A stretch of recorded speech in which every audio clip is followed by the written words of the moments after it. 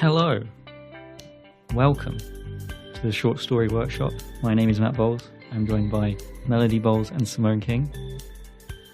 This week we're going to be talking about When the Tide is High by our very own Melody Bowles. So Mel, is there anything you would like to say to introduce us to this wonderful story? It's a very simple story set in one place with two characters. I had a fun time writing it. I hope you enjoy the twists and turns it takes. Alright, so here is When the Tide is High by Melody Bowles. The sand was clean as a whistle, no sign of blood or bone. Postcard perfect. It was hard to believe this was the spot that had been plastered all over the papers. There were still tire marks left from the news vans. Rufus! Hazel shoved her hands in her pockets and tried not to think about where she was. She hadn't meant to come this far from the town, but Rufus had been overeager for walkies. It had been a while since they'd last come to the seafront. He turned and yipped at her. Then he caught sight of a seagull and went herring after it, short legs pounding the sand. Hazel decided to leave him to it. He'd wear himself out eventually. Another figure stood at the water's edge. She had both feet submerged in the waves. The air was soggy with drizzle, so Hazel couldn't help but give an emphatic shiver. "Ava?" she called out. The figure didn't turn, but Hazel didn't think she was mistaken. Ava's auburn hair was easy to pick out, even from a distance. If Ava didn't want to talk, Hazel would just say hello and leave. Anything to avoid the guilt of avoiding a former classmate. They'd never been friends, not really, but they'd shared a maths textbook and a resigned determination to find the value of X. As Hazel approached, she kept a close eye on the sea. Having to squelch her way home was not an appealing thought. Ava turned and smiled in that slow, strange way of hers. Maybe Hazel's company wasn't unwelcome after all? "Aren't you cold?" asked Hazel. "Cold?" Ava looked confused for a moment. Then she examined Hazel properly in her tightly buttoned coat and bobble hat. "It's August," said Ava, another smile tugging at her lips. "Feels more like October. You must be mad paddling in this weather. You'll lose your feet to frostbite." Ava's face didn't move. There was a brief silence. Hazel could usually read people well enough and had no problem with making them like her, but Ava always seemed immune to the charm that came so easily with others. It was equal measures infuriating and fascinating, and a challenge, a much more interesting one than finding the value of X. "I'm surprised you're here," said Ava, "after what happened." "Well, my dog doesn't watch the news." "Very sensible. Last I heard, they were saying sharks. People are so stupid." "Maybe it was a new type of shark." Ava snorted. "Right." Her tone was the very definition of unconvinced. "Or," said Hazel, "there was another, more distasteful theory. Merfolk." When her dad brought it up, her mother immediately hushed him. It was disrespectful to the victims, she said. The murderers were real and would be caught. Merfolk were stories, and no ancient skeleton rotting in the local museum was going to convince her otherwise. The skeleton had always been a point of fascination for Hazel, especially the line of spine curving into a long tail. So neat, so seamless. They'd covered it at school a number of times as part of local history. Most townies considered it a fake, a desperate ploy to draw tourists to the seaside. But no matter how long Hazel stared, she couldn't see the seam where the forgery had been made. "Oh, Hazel, you believe the old stories. I didn't expect that." For the first time, Ava's smile seemed genuine. "I thought they were just meant to frighten children. But those tourists were reason, just like in local legends. Even the shape of the tooth marks was the same." "So you think it was merfolk?" Hazel was quiet. Honestly, she wasn't sure. Why was she so keen on the stories being real? Wouldn't it be horrifying to share a home with such savage creatures? Surely if it had been merfolk, there'd be evidence of their existence other than the corpses of tourists. The sea shifted, forcing her to scuttle back or face the dreaded squelchy shoe scenario. Glancing around, Hazel realized the tide was further in than she'd thought, and her damned dog was nowhere to be seen. "Rufus!" A bark, but she couldn't see him. Worry shot through her. Could he be stuck somewhere? "Don't worry, he can't have gone far," said Ava. They made for the maze of rocks that comprised the west side of the bay. It was easy enough to find Rufus by following the sound of his barks, but when they did... Hazel wasn't one for cursing, but now seemed the right moment. That stupid, stupid dog! He had been cut off by this hide, and now he was stranded on a little rocky island, which was shrinking. He barked and wagged his stubby tail, but there was no way Hazel could get to him, and sausage dogs weren't known for their swimming ability. Ava put a comforting hand on her shoulder. "Don't panic. I should be able to get him." You nuts! Then you'll drown as well. I swim here all the time. Now shut up and close your eyes. What? I can't swim that well with my clothes on, so shut your eyes. Ava already had her shoes off and was working on her belt. Hazel, perplexed, complied with the command, but "Stop it! I'll call the Coast Guard. This is really dangerous. There's no phone signal out here. I know what I'm doing. Relax." Hazel opened her mouth to reply, but then she heard frantic splashing, which she assumed was Ava running off into the surf. There was no way she couldn't watch. She squinted through her lashes and saw Ava gliding through the ocean.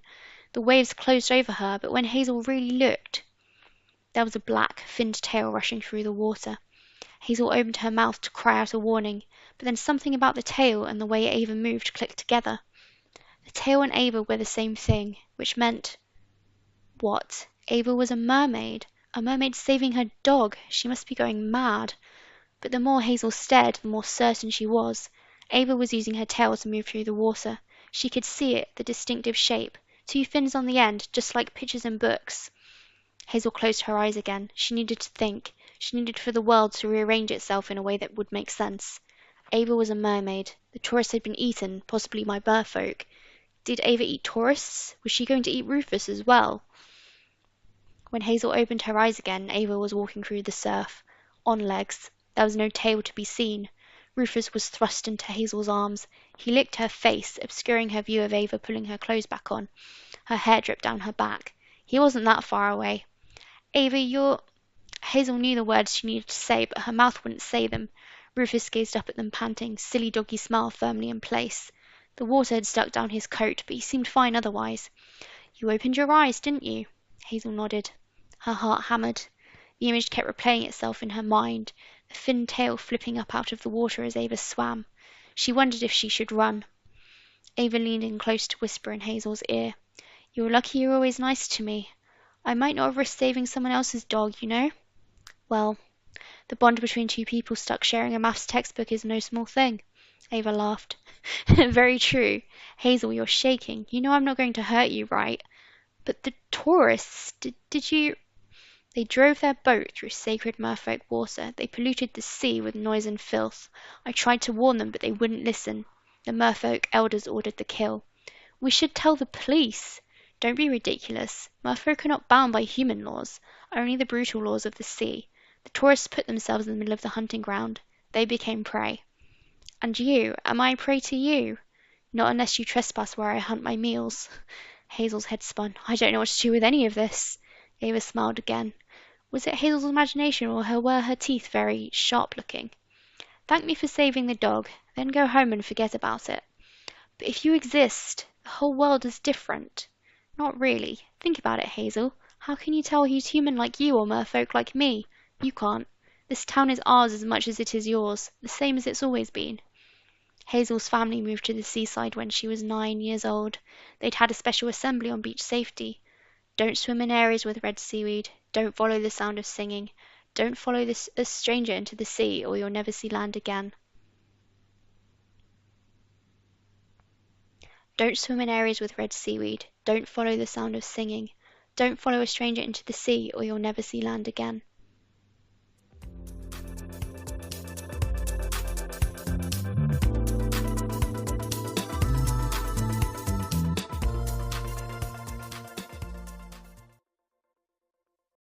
What were your impressions of the story, and did you enjoy it? I liked it a lot. You've got what seems like kind of a magical realism kind of story. It exists in like the real world and it's quite believable, but then you change course a little bit, I think, towards the end, which I like, because what I expected was I expected you to be quite ambiguous and be like, maybe this person was a mermaid and maybe they weren't, but you're just committed. You're like, nah, mate, she's a mermaid. I like that though. It would have been annoying if it didn't commit.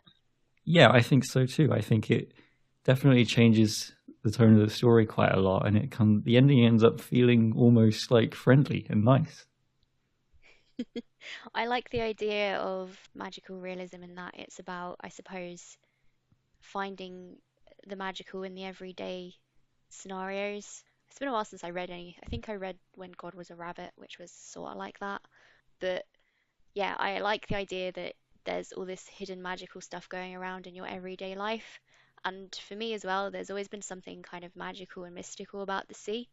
I don't think I quite got that across in this story, which was more like, mermaids and it's silly and fun. But I liked to think that what we see on the surface is not necessarily the whole truth, even if it's not full on, hey, there's mermaids. What's funny to me is that what you're talking about is the same thing that Lovecraft wrote about, but you've done it in a very positive way. Oh, really? I prefer Mel's stance to Lovecraft. Me too. I just find it funny that you're both approaching the angle of, oh, everything's like got more depth to it than you can see, and Lovecraft is like, that's horrible. And I was like, isn't that neat? Well, it is neat, and as she's right, after a certain point, it doesn't make much difference, does it? Like, if you're going to meet Cthulhu and probably end up eaten, there's no point worrying about it. It won't stop you from being eaten. Much rather flirt with your mermaid in maths class. That said, there is a bit of a dark side to my mermaids in that if you trespass on their lands, they will eat you, and it's just a bad time for you, really. I liked kind of having that undercurrent of darkness, but I guess I played up the lighter aspects. I like to think that there's more good in the world than bad, even if there are scary things out there.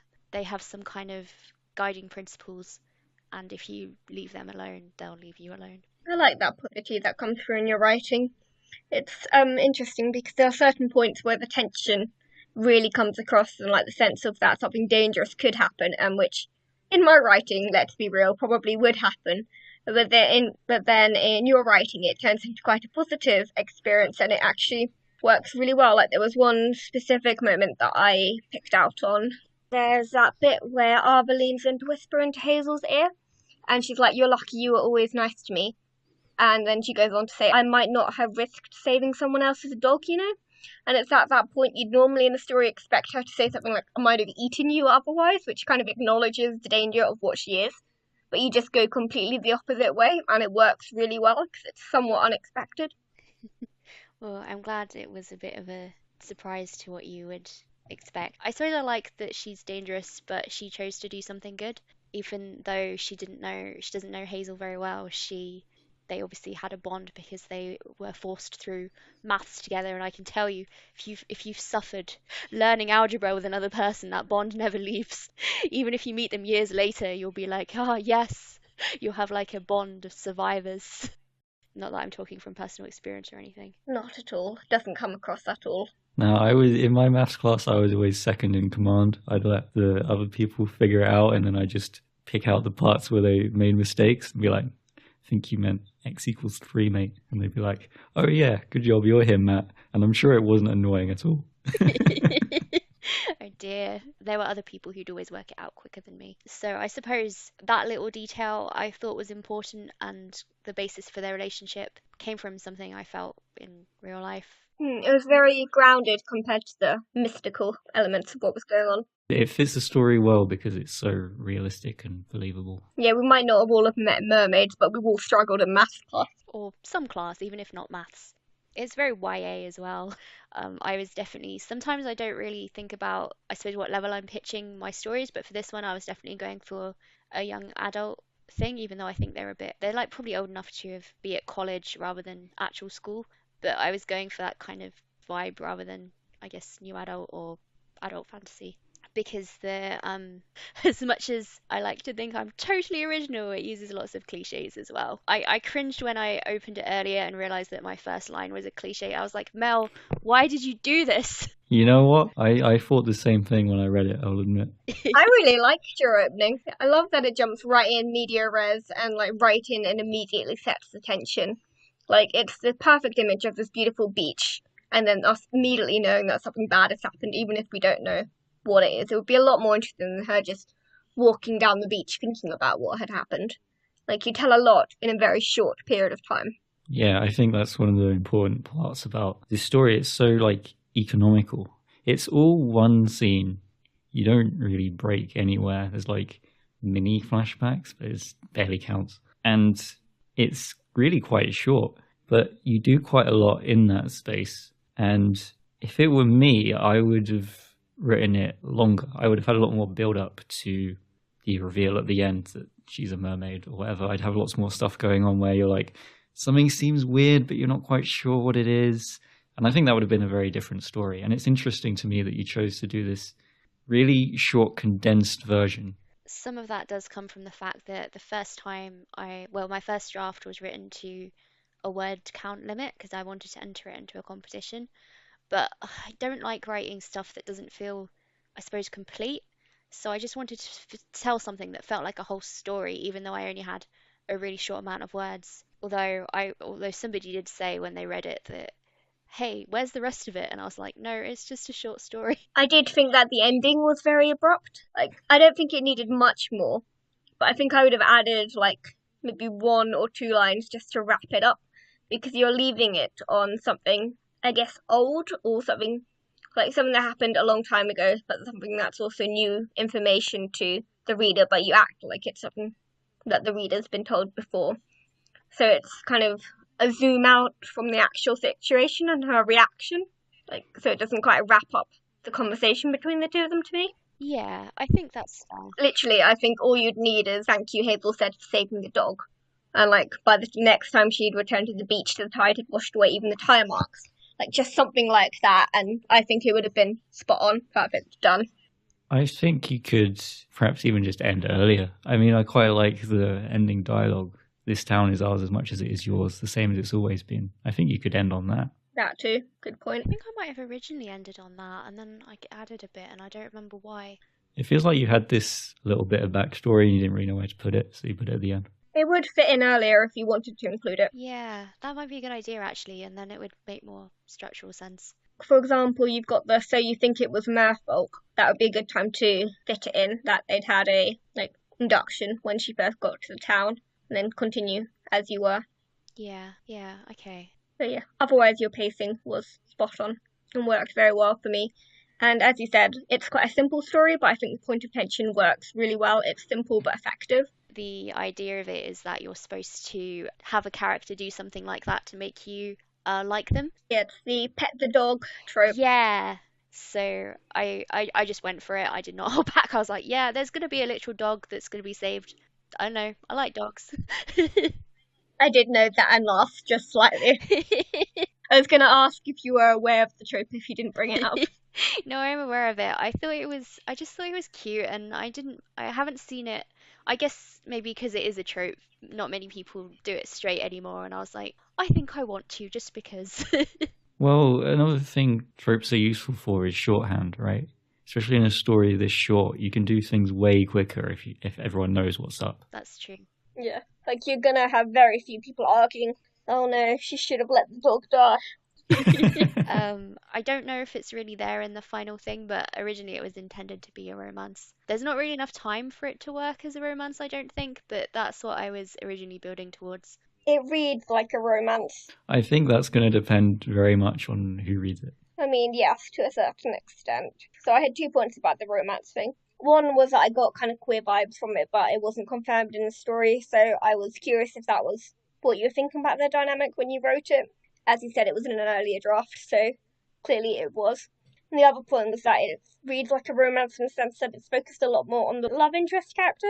I mean, for want of a better word, than it is on protagonist. In a weird way, because Hazel's life is obviously changed by her realization about merfolk, or, not changed as the end debates. But a lot of the crucial decisions are made by the other characters, so for example, Arva or Rufus. Arva's the one who says, yeah, I'll swim out. Rufus is the one who acts like a dog and drags it to that point of the beach and then wanders off. Hold on. Are you saying that the dog has more agency than Mel's main character? I mean, it doesn't. Are you disagreeing with me? No, I just think it's hilarious. Yeah, I'll take that. I suppose that is I didn't really think about it, but that is a kind of a mainstay of romance, isn't it? That the story is dragged along by the love interest rather than the protagonist. Particularly a YA trope, I think, because it allows the reader to input themselves. Yeah, it probably was made popular by Twilight, etc. Why do I keep mentioning Twilight? It's a very good example of YA fiction. And adolescent female fiction, for that matter. But anyway, that said, her lack of agency to a certain extent weirdly fit the theme, so I don't think it really bothered me as much as, so for example, I believe in Conan Doyle, I made the point that I would expect Watson to be more proactive, and it quite annoyed me that he wasn't. However, in this one, it almost works really well with the theme because of the tide is coming in, and there's this idea that you can get swept away by all of it because the sea is so much bigger. And the theme and her getting swept along by it kind of reflected that. Oh, I'm glad to hear that. Yeah, I didn't think about the agency of my main character as much, I must admit. I mean, in a story this short as well, it's going to be difficult, Yeah, there's a limited amount of time to do anything. but it fits. It fits well anyway. So, Mel, why don't you tell me a little bit more about how you chose the title? It's from the stupid song, isn't it? What song? The Oh, the Atomic Kitten song. Oh, well, Blondie, Blondie. how dare you? I'm terrible at giving titles to things, so I started using songs, and now I'm just like, I annoy myself. I think song titles work well. So as you're not like quoting the song at intense emotional moments instead of writing them. I often like have songs that inspire my short stories. The song really has nothing to do with what I wrote as well. So what do you mean it has nothing to do with the story? The whole climax of the story is that, oh no, the tide is high and coming in. You're right, you're right. It is about literally the tide being high, so in that sense, it's a very good title, and I should be proud of it. How do you guys pick your titles for stuff? I usually think about genre because I hate when you have a title but then you can't tell what kind of story it is from the title. Like, I want to know, is this fantasy? Is it horror? Give me some kind of hint at least. Oh, I never thought of doing it like that. I do not do it like that at all. It's just me then. All right. I'm a sucker for alliteration. There was a point when I alliterated all my stories, but I've stopped doing that as much now, despite the fact that if a good alliteration occurs to me, I will take it without hesitation. I know. I probably like really pretentious titles if we're being honest. I But think alliteration is good and catchy for titles, but when I do it, it always sounds cheesy. I think there's a skill to doing it well. I had a question about the romance element again. If you were thinking of having a romantic relationship between Arthur and Hazel, which you implied you did in the original draft, how important do you think it is to be overt and explicit about representation in stories? Like you never put a finger on the feeling between them. It's very subtextual. Yeah, I suppose in that case you could say you could bury your gaze and be like, well, they're just friends. Which is fine if you want to read it like that, it's okay. For this story in particular. In general, for other stories, I would prefer any sapphic elements to be more explicit because it's just nice to have confirmation as a reader, especially somebody who struggles to find that kind of story. Although I have to say, in recent years, it's been much easier to find content. If I made this longer, I would make it explicit that that's what was going on. I think it's important to acknowledge LGBT identities in fiction because I guess on a personal level, for a long time, I didn't know what was up with me, for lack of a better word. I was like, I don't seem to be having feelings for the boys. Question mark, question mark, question mark. And because I hadn't had a lot of exposure to LGBT characters, I didn't really know. I thought there was something wrong with me and I didn't really know what it was for a long time and it was pretty confusing. So I like to think that now that there's a lot more books, TV shows, movies with explicit representation, it's easier for people like me. Good answer. In my stories, if somebody's gay, it's just the way things are and nobody's really going to turn around and go, you can't date her, she's a woman, or you can't date him because you're both men, or you dated a woman and now you're dating a man, and that's not allowed. I wouldn't ever have anything like that in my stories. It just is what it is. And I would want the reader to go with it and not spend too long questioning it. In some ways, it's even more powerful that you don't draw attention to it, right? Because you're just like normalizing it. She's a mermaid. It's kind of the bigger priority. That's true. Yeah. I had a question actually. If you had to expand this story and make it somewhere around 3 times as long, how would you do it? What would you change? Where would you expand? Would you do more after the ending? Would you put more before the beginning? I think the temptation would be to have the character actually experience the event well, not experience, but sort of, I don't know, see it on the news or hear about it in her education setting or wherever she is about the tourists who died on the beach. So I guess kind of set like a scene as a prequel, have the bit in the middle, and then sort of have her, I guess, after the ending question, did I really see that? Am I sure I'm not mad? And do a bit more digging around local legends. because I'm a sucker for that kind of thing. I love like local stories, because living in Devon and Cornwall, there are a few about mermaids, although they tend to get intermingled with ones about sirens. I suppose I would have, if I was making it 5,000 words, I'd have more of a three-act structure going on. I'd spend more time on the setup at the beginning. I'd have the scene in the middle probably the same. So what you see now would be my middle. And then the end, I would go a bit more into probably the consequences or non-consequences. I guess I'd have my character question her reality more and decide how she feels about it. Maybe she's like, "Oh my God, I have to tell people there are savage man-eating mermaids living in living in my town, don't I?" I mean, that's a moral quandary in its own, right? Yeah, so that could be an interesting place to take it if it was a bit longer. Another thing you could do, I guess, is have Ava guide her through a bit more of who she is, why what happened, and I don't know, a bit more about her family maybe. Like, come and meet my savage man-eating parents. I don't See, know. that could be a cool scene. Yeah, how to date your man-eating girlfriend. It would be a bit of an interesting dilemma, I suppose, for her because the mermaids have different morality to Hazel's human morality. So there's gonna be some clashes there. And if I was gonna expand the story, I would look at those a bit more. So you mentioned local legends. Would you say that you borrowed a lot from mythology and legends when you're writing this story? I really only borrowed the mermaid herself, I suppose.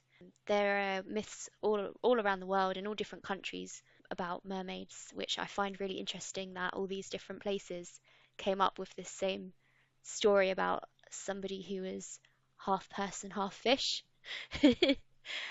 I took that core idea and used it in my story, and I thought because this story has become so prevalent, what if there was some truth in it? And the story kind of went from there. And also the bit about the mermaid skeletons. So I feel like some exhibitions would trick people into showing like faked artifacts, basically, where they were like, "Aha, here's a skeleton of a mythical creature, so they must be real." I feel like that's the thing that happened, and I have no idea where I got it from. I mean, I think it's something that people used to do a lot, like in all those curiosity shows and things. Old-fashioned circus. Yeah, so that's kind of where that idea came from. But yeah, I basically took the creature herself. I didn't really take anything from The Little Mermaid. I didn't use any of the siren stuff either. Sometimes mermaids are supposed to sing sailors to their doom. I didn't really touch on that, although that could have happened because obviously a ship went down. Do you think that using existing myths ever gets old when you're telling new No. stories? I mean, I think there are more stale retellings of things, and I think you can borrow from them in ways that are boring and cliche and overdone and badly written. But I don't think that's because you're borrowing from a myth. I think that's because you haven't written it very well, which are two distinct conversations and issues. And I think it depends on how you borrow from the myth as well. So, for example, I think there's a difference between retelling a myth. So, for example, retelling the Trojan War, in which case I think you need to find a new angle on it, or from a framework or a lens that hasn't been done 1,000 times before, because otherwise, why are you retelling that specific story? What are you adding to the myth now that people can't have got from having read it before in any of the other formats? But when it's something more nebulous, so for example, a mermaid, I think you've got room to adapt pretty much as you like. Because so long as it's recognizable as the creature you originally started out as, you can do anything.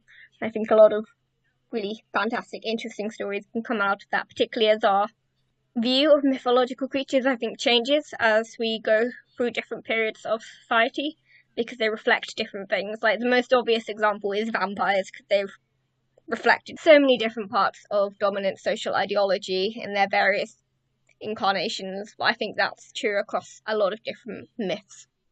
Yeah, I mean, things go in and out of fashion, right? It is for a lot of different reasons. But also, if you're going to do a story about a particular mythology when that's what everyone else has been doing for the last 5 years, then yeah, then it might feel stale. Depends if you've got a new take. If it's something that's very popular at a time and it it tends to have a moment of being popular and then it kind of fades off and people don't want to know for a while. I'm not entirely convinced that's true. I mean, to a certain extent, yes. Like, there are things that have their boom and bust. Like, for example, there was the whole thing with broody supernatural creature and young female protagonist for a while. But the myths themselves doesn't go out of fashion. Like, I think you just get them in different genres. Like, for example, there was a massive thing about zombies, and now you're seeing a lot of zombies in comedies. And, for example, iZombie was a take on zombies, which was a murder mystery. Or, like, zombie crime solving. So, I think the creatures are popular for a reason, but I do think that if we think about vampires in particular, they have cycles where they're in, cycles when they're out. I mean, yeah, but they're never unpopular. No, I suppose not. I guess the creatures themselves are popular. People are interested in them because sometimes we gravitate towards what's familiar in a story, and revisiting familiar myths in new ways can be really fun. Not only is it fun for the author to write, it's fun for people to read. People feel like it's less hard work to get invested in something they partially know. Yeah, so if there's something familiar, you have less establishing to do. Although, that said, I know things like vampires, mermaids, and werewolves, every author's got a slight variation on their abilities and weaknesses. Our vampires are different. They're not like the other vampires. We spell it with a Y. Yeah, oh god, yeah. Oh, the House of Night books spelt it with a Y. Oh, those books. I kind of want to go back and read one because I feel like I really enjoyed them when I was in the target audience of them, which was a teen. But now if I read them, I'd just cringe the whole way through. But yeah, there's so much interesting stuff in mythology, and a lot of it is often overlooked. Like, if you really dig, there's some really weird myths out there. And it's strange how a lot of these are stories that have been around for a long time, right? So there's clearly something about them that sticks in the human brain where we're still thinking about it. And often it's things that are just really bizarre. If you look at like Greek mythology, like it's just stuff that would never happen. And it's weird how these ideas kind of have stuck with us over time. Yeah, people get interested in them over and over again. We seem to be, nowadays, I think, we've tended towards stories that are more realistic. There's more of this magical realism that we kind of talked about, where you're focusing on things that kind of could happen and you don't deviate from the real world that much. Whereas if you look at really, really old stories, they are just so wacky that they don't really make sense. And I think that's kind of an interesting take. Do you think maybe that's because as technology has gotten better, we kind of feel like we understand the world now and we know what should happen and what shouldn't? I wonder if people are less willing to suspend their disbelief now that they can just Google something and check if it's true. I've got to say, when I read the Grimm fairy tales, I was surprised about how matter of fact they were. Yeah, this happened. She was a wolf. There's a quote I think I read. It was something along the lines of like, some people use fantasy to talk about ordinary things in life, and other people use ordinary life to talk about what's extraordinary about the human race. And I think that's something that quite applies to contemporary writing in the way of, like, for example, the magical realism, because it's the idea that actually, no, I don't think we do understand the world we're in. It's moving so fast. I think a lot of people are quite bewildered by it, and fantasy is a framework in which you can kind of start putting together the sense that yes, you should know everything, but we don't. And the disconnect between those two things. Well, back in the day, I think fantasy, you'd talk about fantasy, but you were using it to talk about other things. Yeah. So do you think that the first fantasy authors were using fantasy to talk about other things that they didn't want to open up to? Well, they didn't want to state blatantly what they were talking about, so they swapped things out and used fantasy. Yeah, I think so. Like, obviously, Narnia's got massive Christian parallels. Mary Shelley is one of the first science fiction is kind of talking about human condition, at least with Frankenstein, or so it feels, and like science and knowledge and that kind of thing. It very much reflects the time that you're living in. I think fantasy always does that. Like, we're not necessarily going out of our world, we're using going out of our world to talk about the world we're in. Like Tolkien, for example, it was all about people going off to this terrible world-ending war, which he wrote during World War One. So, kind of makes sense.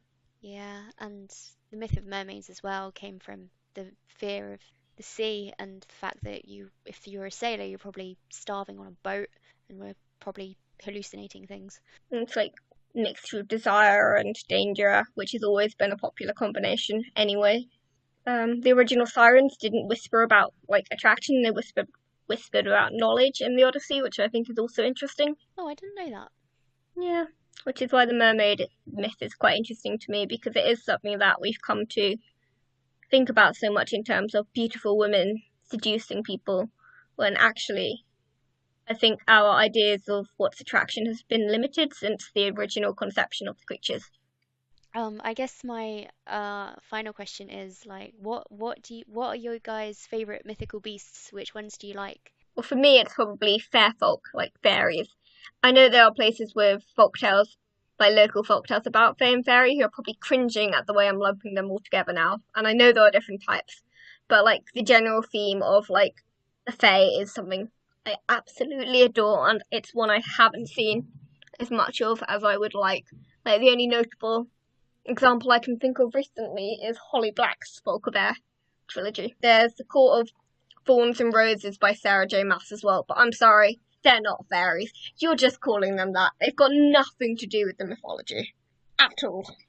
Yeah, I've only read the first one and I don't really remember it, but I think that's a fair assessment from what I can remember. Folk of the Air is uses Excellent. sort of stuff from Seelie and Unseelie courts, which I think that's an Irish thing. It is, yeah, I think so. Cornwall, somewhere like that. Yeah. So she obviously knows her stuff about fairies, which makes her work fun to read because I actually don't know as much about fairy myths. I suppose, do you like because there are a few kinds, do you like the sort of trickster fairies rather than the girly magical fairy dust grant your wishes kind of fairies? I'm definitely more of a fan of the slightly dark-edged, slightly not necessarily evil, because I don't think I'd ever want to write fairies that are full-on evil, because I think anything being full-on evil is just an oversimplified version of something. But like the idea of something older than us that we can treat with, and they may give you your wish, or they may not, and it will depend on how cleverly you can loophole them, and like your wits and being polite towards them and stuff. Like there are very clear rules in fairy mythology, and it's more like if you don't obey the rules, you'll die. It's kind of an almost old-fashioned sense of right and wrong, which I find interesting to explore. Like, not that I don't think there's anything interesting in the smaller fairies. Like, I think they have their place in fiction, but I like characters that have power, and they always feel like they have slightly less. I don't mean because they're girly, I just mean they're just normally living quietly in flowers, aren't they? Yeah, or house fairies in fireplaces. I like that one. And like, for example, in Russian mythology, I love the way it uses they're not called fairies, but they're like kind of household gods. Yeah, I like that they span such a huge range of not only visual images, but sort of moralities and places where they live. So fairies that live in forests, fairies that live in houses. I think I'd like to read about urban fairies who've had to adapt to cities. I think I did read a short story like that once and it was pretty good, but I can't remember what it was called now. What was your favourite mythological creature? My favourite. I mean, Mel as well, but you know, you too. Look, I've been sitting here waiting so patiently. You could have interrupted me. You're having such a nice discussion about fairies, and I'm just zoning out because I want to talk about sewer alligators. Okay. What? No, I'm down with this. Sewer alligators. Please tell us more. It's kind of urban legend last 100 years or so that there are alligators living in the sewers, which is quite scary if you think about it. You just have this alligator pop up out of a manhole and chew your leg off, right? Sounds good. Does it count as a myth if they're actually real? It's almost certainly made up. I just thought that was super interesting, and I like the idea that you could have this creature that gets lost in the sewers somehow and then grows to an incredible size and starts causing all kinds of problems. Huh. My other answer is more broadly like aquatic stuff, because it's so hard for us to access. I think the sea feels like a different world in its own. So you could have so much stuff going on in like the deepest parts of the ocean and we wouldn't have a clue. There could be massive creatures down there. Absolutely. A lot of the sea is still unexplored, and we do find, as we go deeper and deeper, we do keep finding new species of stuff. And they just get weirder the further down you go. Yeah. What about you, Mel? My favorite mythical creatures. I forgot that I would also have to answer this question. See, that was your mistake. You gave me a good 5 minutes to come up with loads of nonsense about alligators. Maybe unicorns. There we go. I like unicorns. I think they're interesting. And I love, love, love The Last Unicorn by Peter S. Beagle. It's such a beautiful story. I don't see many stories about them that I really, really like. So I guess because they're kind of weird in terms of what they are, and they have links with virginity and maidens and all kinds of things. Um, but I do think they're really interesting. There was a really great episode of Merlin about a unicorn. I think they were hunting it for its horn or something. They were the Legend of Geldra. Yeah, so I think there's some really interesting things you could do with unicorns as creatures, and they perhaps haven't had their moment in the sunshine. So I guess we've established our rules for working with mythology, understand why we like it so much, what it means to us, but then put your own spin on it. Is that a decent overview? Yeah, I think so. All right, that's it for this week. Thanks for listening. As always, you can find all of our stories in written form on our website at shortstoryworkshop.com. If you would like to get in contact with us, you can do so via Twitter. I am at MattBWriter. Mel. I'm at Ficaholic. And Simone. I'm at T_M_typewriter, also known as the modern typewriter. All right, perfect. So thanks again for listening, and we'll be back with another story next week. Goodbye.